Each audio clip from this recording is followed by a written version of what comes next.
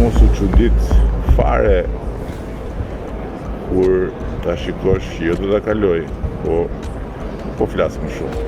Po ja lëm kohë se dua të të bëj një surprizë të këndshme ty edhe Kënetës bashkë.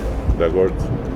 Shkreti unë që në gjedi, e kalon oqeanin. Edi Rama kërkon me çdo kusht një fotografi në shtëpinë e bardhë apo departamentin e shtetit, ndërsa përpjekjet e tij për të ruajtur pushtetin janë të dëshpëruara. Një mashtrues politik që ka dëmtuar marrëdhënien shqiptaro-amerikane me lobime të dëshinta, sot ka një prioritet tjetër përveç propagandës. Një përpjekje të dëshpëruar ai shpreson që një vizitë në Washington të ndryshojë perceptimin e tij ndërkombëtar.